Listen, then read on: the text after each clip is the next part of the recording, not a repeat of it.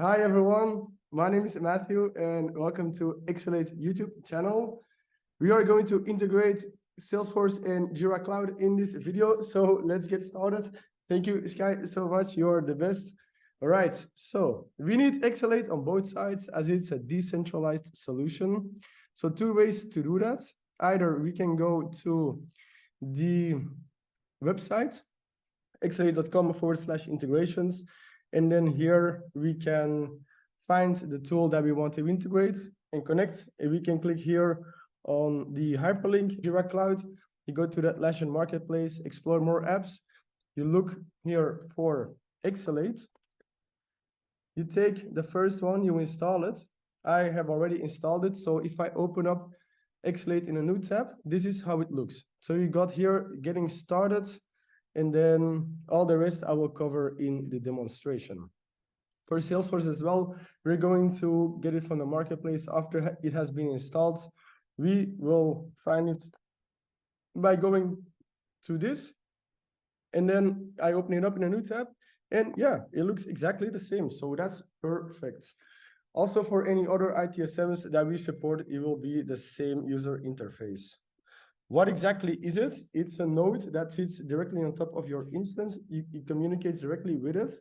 And we are going to build a tunnel between the two nodes, a direct communication link. And then we are going to construct the data. And then on the other side, we are going to assign the data that comes over.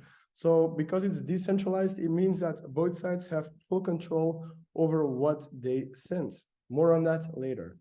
To get started, we need to make a connection between the two nodes. So as I'm in Salesforce already, you go to connections, initiate connection, destination instance URL. So you get exactly that. And then you put it here. All right. We have two modes, basic and script. So basic is a no-code solution for summary, description, attachments, and comments. And it's a no-code solution. So really basic for really basic use cases. You also have the script mode. It's fully decentralized based on Groovy scripting. And yeah, the sky is the limit here. So you can granularly, line by line, decide this data should be sent over, this data should stay. And you can add logic to it and more. So I will cover that in this demonstration. So you click next, local instance, Salesforce. Remote instance, Jira Cloud. Connection name, script, demo. I initiated. So Exalate is going to provide a GWT token. We're going to copy that token, and then we can send this to the admin of the other side. And then he or she can now accept it instead of initiate it. So accept invitation. Here we paste the GWT token. We're going to select a project. So if something comes over from Salesforce to Jira Cloud, here is it where it's going to get populated. Now we can change this, we can add some logic to this. Based on a certain value, it goes to this or this project, and I confirm it. All right, connection has been established. Perfect, so we can see the product in action. That means if I'm on Salesforce and I create a new case, all right, I say it comes from the web. So let's do 23 August, ticket, Salesforce, more information in the description, a comment here. Okay, now we created a integration between the two platforms. Now we just need to tell the ticket, okay, make a twin of yourself on the other side. To do that, there is two ways, either manually. Here you can see automatically Exalate is added, so you can click on Exalate, select the connection and click on Exalate. This will create a new ticket on the other side. If you already have a ticket on the other side and you want to connect with it, then the other button, connect, will do that for you. Now, again, this is the manual way. You can also automate it by the use of triggers, and I will show you that in a second. All right, so if I refresh, we can see it's synchronized and I have a remote link. So either I click on the remote link or I go to Jira Cloud, I go to my project, and here we see that the ticket is here. Now it's important to know I don't have to click on any buttons here for it to sync back, it will automatically sync back. It's bidirectionally by default. So received this ticket in Jira, then this will automatically go back to Salesforce. As you can see on Jira, you also have Exalate here, so you can click Open Exalate, where you got status update and remote link. So I can click on the remote link, or I can just go back to Salesforce and refresh Salesforce. And then here you can see I have the person that created the comment in Jira, and then the value of the comment. So you can also do this for tickets that were created in Jira Cloud. So tickets Jira Cloud, for example, then you would just do the same. You go to the tickets and you manually click Exalate. As you can see, a lot of manual labor, so let's automate this. Let's start from the Jira Cloud side as we are here already. So we have here the view all issues. We are going to construct a GQL. And if the filter has been matched, that will go over to Salesforce. For example, if we say, I want to have every single ticket that gets created in this instance, in this project, sorry, be sent over to Salesforce, I search on it, and I copy this. Now you can make this as complex as you want to. You can have Jira help you in making this. So as complex as you want to, so you copy this, you go to the node, and on the left side, you have triggers. And then here you say create trigger, and then you paste in the GQL. If this is true, we're gonna sync with our connection, we're gonna activate it. That means if I create a new ticket 3, this will go automatically. Then I will not have to do anything.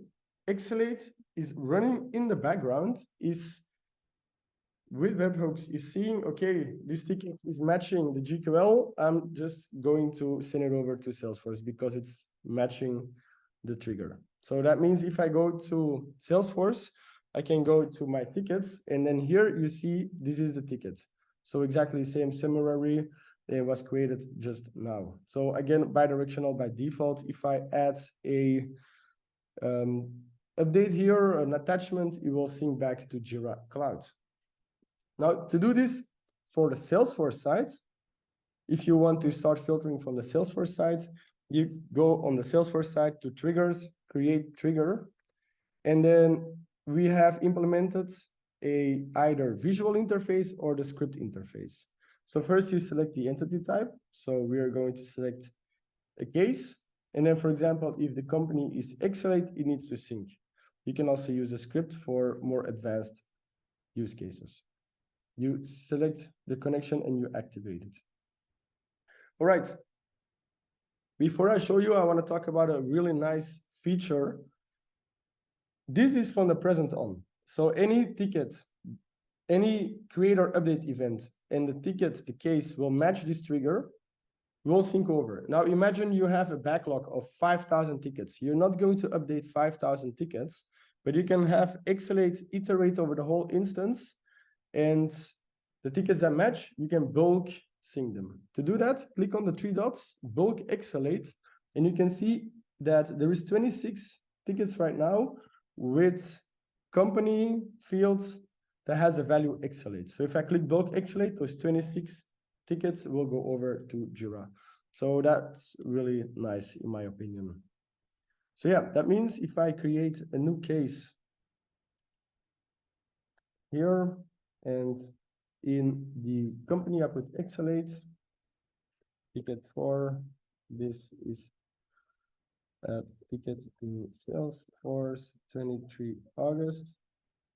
So I'll make it a bit personal, so you see it will be a new ticket.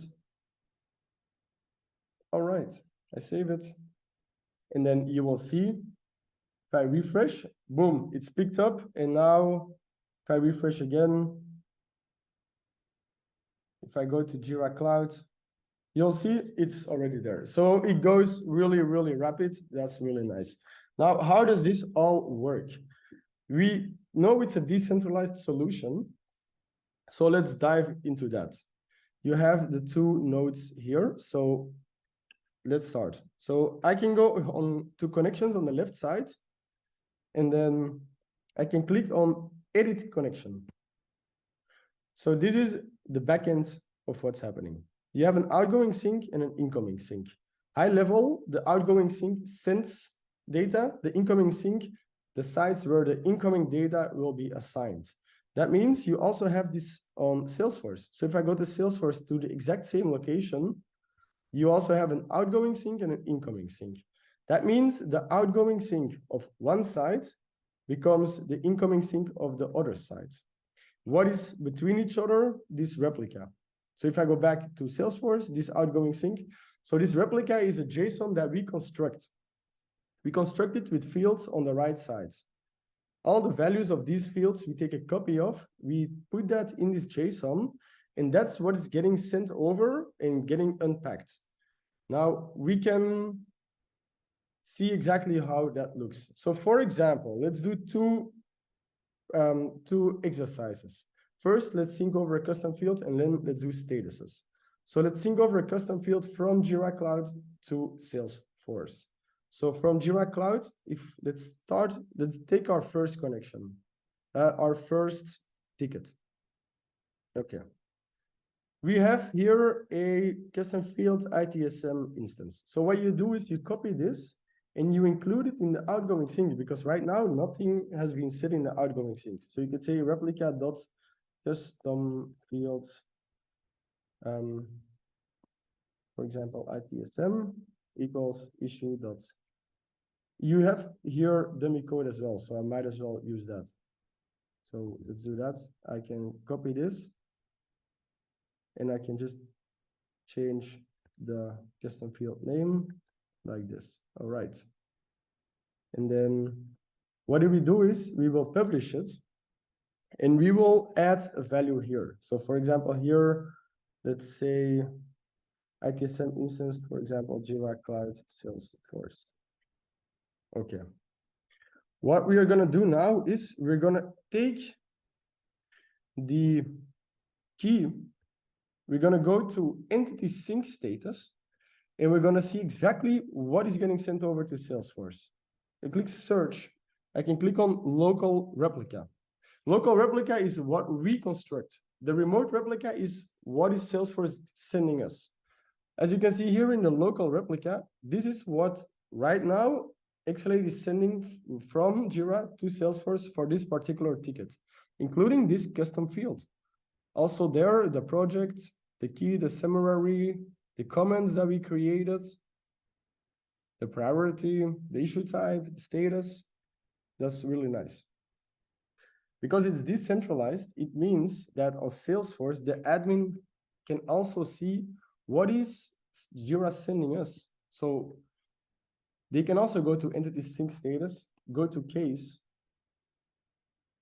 and then take the case ID.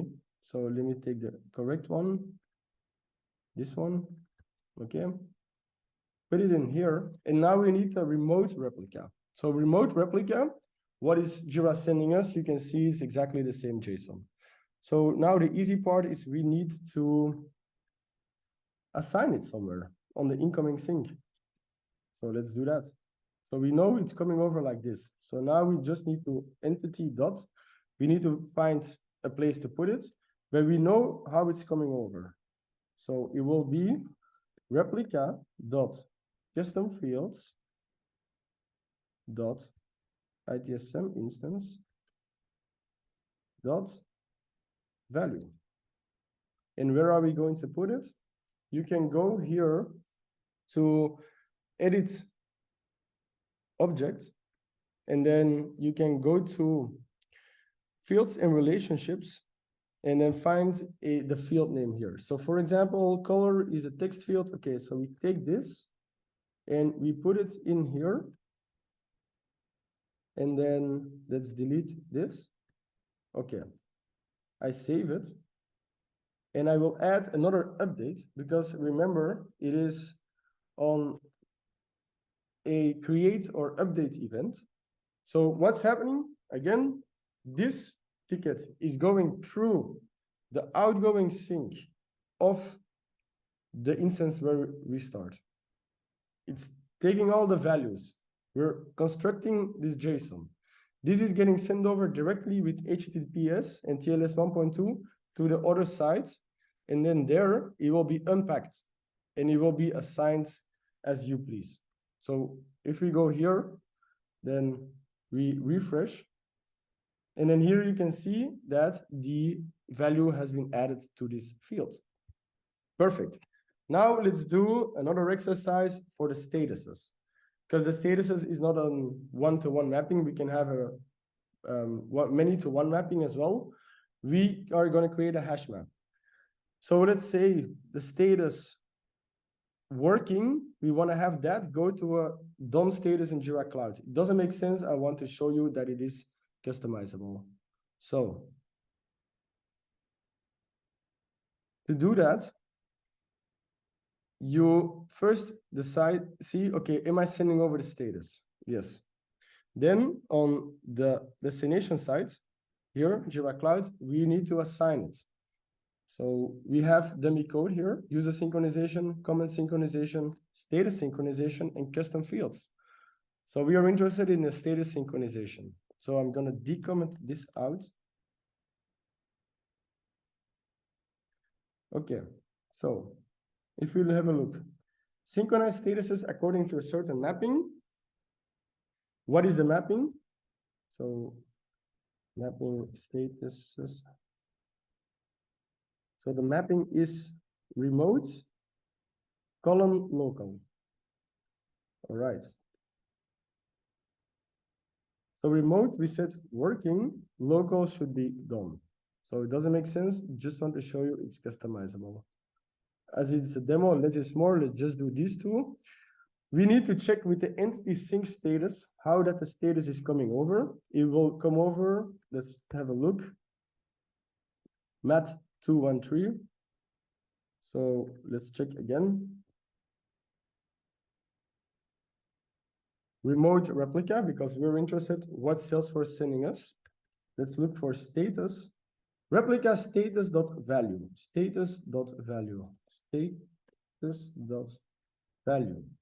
Then we are putting the status of the issue according to the mapping that we just created. If we don't find it, we are putting it to a default value. So let's put it to a default value. Then we can make the integration as robust as possible. All right, so let's save it. And let's put this status to working. Save it. And then this will now do exactly the same. So it will sync to Jira Cloud according to the Groovy scripting. And then we are going to see that this ticket will go and jump to the done status. If we are running in an error because I might have made a spelling mistake, Exalate will tell us, and you can have notifications about that too. But my spelling was good, so here we can see that the ticket jumps to done. So that's perfect. Yeah, I hope you all liked it. You learned something new. If there's anything that we can help you with, please reach out to us. And I hope you have an amazing day and see you.